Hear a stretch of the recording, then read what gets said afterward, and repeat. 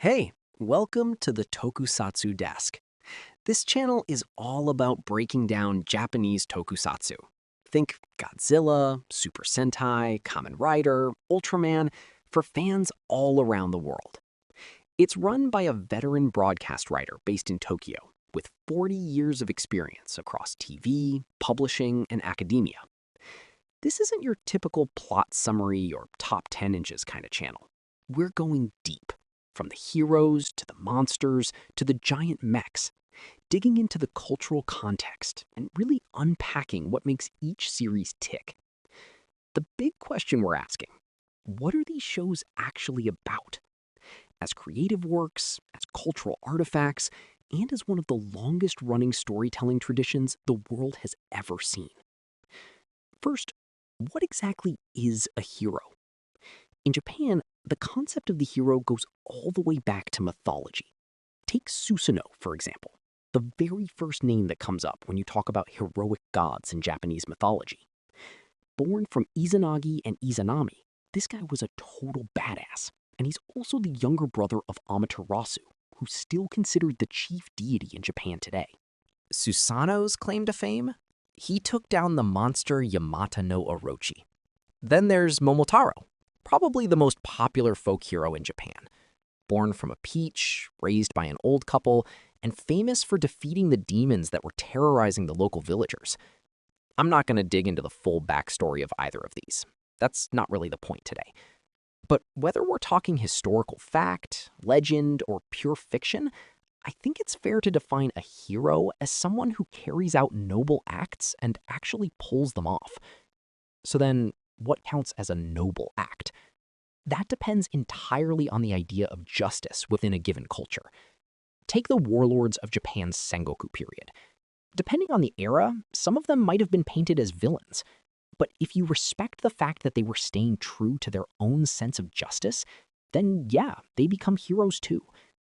Being a hero means acting according to the justice of your specific culture and society, which means whether someone gets to be called a hero or not can shift depending on cultural differences, or even just how society changes over time.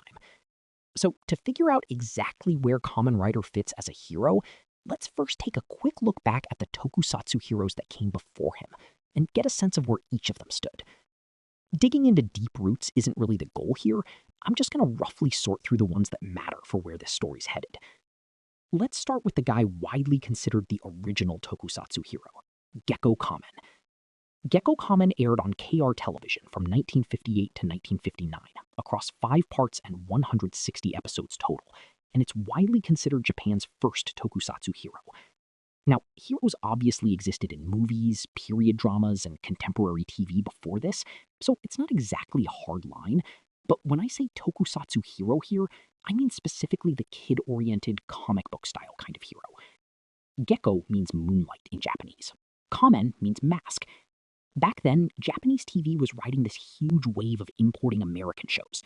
Superman, Lassie, Alfred Hitchcock Presents, I Love Lucy, all massive hits in Japan. Meanwhile, the ad agency Senkosha was producing a comedy period drama that went over budget and got canceled. Suddenly they had a gap to fill, and fast. Period dramas are expensive. Sets, costumes, the works. So what they needed was something set in the present day that the whole family could enjoy. And that's how they landed on the idea. A hero show made on the absolute lowest budget possible. Let's make a Japanese Superman. So Senkosha brought the idea to Kohan Kawauchi. Now, who was Kawauchi? A lyricist and screenwriter.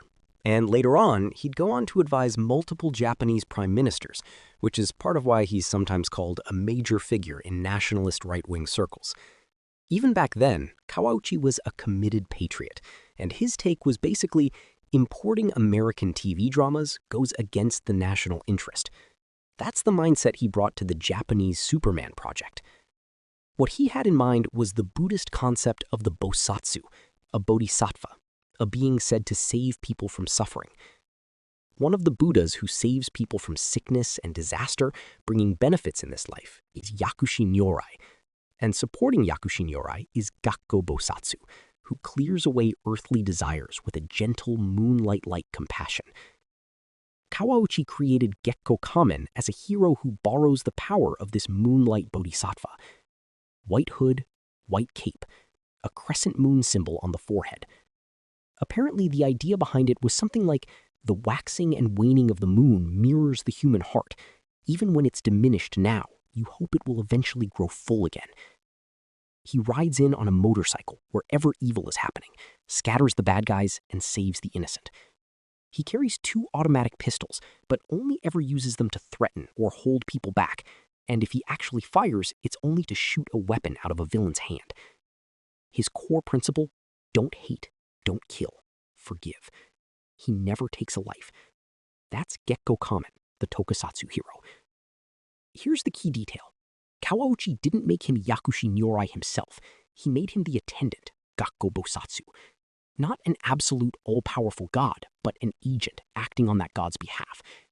So Gekko Kamen isn't justice itself. He's an ally of justice. One genuinely unique thing in the history of Japanese heroes: we never find out all the way to the end who's actually under the mask. The theme song literally goes, nobody knows where he's from, but everybody knows him. There are hints dropped here and there, but nothing's ever confirmed. The show started as a 10-minute filler slot, airing Monday through Saturday evenings, but it later got promoted to a 30-minute Sunday night slot, sponsored solely by Takeda Pharmaceutical as part of Takeda Hour, and from there it became a genuine national hit. Even though Gekko Kamen is loaded with distinctly Japanese ideas, on a global level it's also thought to draw from the classic British adventure novel series, The Scarlet Pimpernel, a story about rescuing aristocrats from a mob turned violent during the French Revolution. By today's standards, that might be a tough sell, but at its core, it's really a voice for the common people, born out of skepticism toward modern democracy. The following year, in 1959, a string of heroes showed up hot on Gekko Kamen's heels: Shonen Jet, Maboroshi Tante, and Nanairo Kamen. All 3 of these guys share the same day job: detective. The storytelling formula is basically the same as Gekko Kamen, but their position is subtly different. A detective isn't an ally of justice. He's a representative entrusted with justice. Sure, he fights villains and protects people's safety, just like a hero should. But unlike the mysterious Gekko Kamen, these guys are all just your neighbor next door, wearing a mask. Next up, I want to look at 2 shows that came after Gekko Kamen: Kaiteijin Hayabusa and National Kid, which aired the following year. Kaiteijin Hayabusa was produced by Daiei Television and ran on the Fuji TV network for about half a year. It's a tokusatsu hero show with a distinctly sci-fi flavor. The original story, screenplay, and theme song lyrics all came from Ken Kuronuma, the same writer behind Toho's Rodan. He was an SF writer and translator who specialized in true crime-style horror stories. Hayabusa comes from the lost continent of Erde, which sank beneath the sea long ago. His real name is Erde 10,008,823 inches, but since that's a mouthful, everyone around him just calls him Hayabusa for short. There's a neat little wordplay trick going on here too. The numbers 8,823 get read out as Hayabusa, and Hayabusa itself means peregrine falcon, which was meant to give kids a cool, badass impression of the character. Hayabusa's weapon is a ray gun that inflicts agonizing pain directly on an enemy's brain, and he's able to send out clones of himself to scout ahead. Once a mission's done, he disappears back beneath the waves in a splash of sea foam. He's a mysterious, enigmatic figure, but functions as a friend and ally to the boy protagonist. That's his role as a hero. The other show is National Kid, produced by Toei in 1961 and aired on the NET network for 3 cours. He's an alien from Andromeda, 30,000 light-years away, who disguises himself as a scientist while on Earth. When he hears a call come through on the magic radio he's given to a group of boy detectives, he comes flying in to take on evildoers.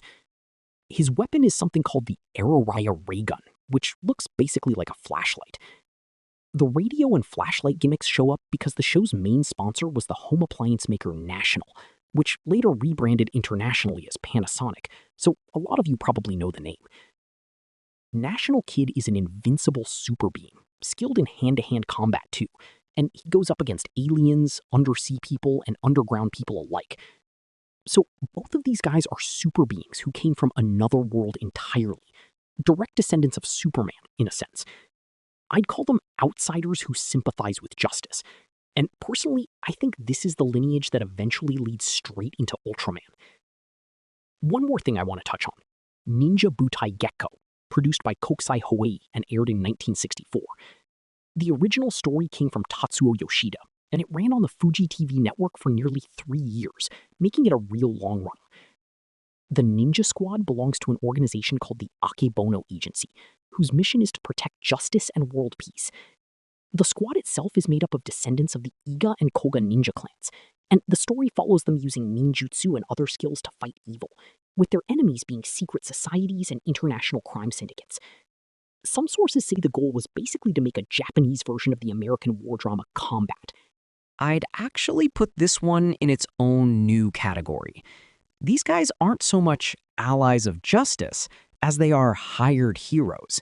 It's their employer who's the one claiming the banner of justice.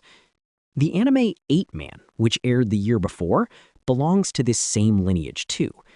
This pattern works really well with hero team formats, and you can see it carried forward later in Science Ninja Team Gatchaman, made by Tatsunoko Pro, the studio Tatsuo Yoshida himself founded. And if you fold in elements from Shotaro Ishimori's 1964 manga, Cyborg 009, you could argue this whole lineage eventually crystallizes into Himitsu Sentai Go Ranger, the original ancestor of the entire Super Sentai franchise. Ultraman has such a long-running series that digging into its full origins could go on forever. But I do want to mention Magma Taishi, which also aired in 1966. This hero is essentially a system created by God himself, designed specifically to fight demons. Since he's an expression of divine will, you could fairly call him justice itself. In battle, human emotion and peace take a backseat. Honestly, this might be the most classically pure hero archetype of them all. So let's pull this together. By the dawn of tokusatsu heroes, a handful of distinct types had already emerged. An individual standing up against society's evils, the ally of justice. A detective who uncovers society's evils, the one entrusted with justice. An outsider who sides with humanity, the sympathizer with justice. A super professional, one hired by justice. And finally, an agent of God, justice itself. Around this same period, anime series like Astro Boy, Tetsujin 28, and 8-Man also started airing. And I think even those animated heroes can be sorted into one of these same categories. Okay, now let's circle back to where we actually started, Kamen Rider. When the TV series Kamen Rider launched in 1971, it brought something new into the mix, an element of darkness. And that's exactly what gave it its own unique identity, building a brand new kind of hero, one that's endured for over 50 years since. We'll pick this up next time, here on Tokusatsu Desk.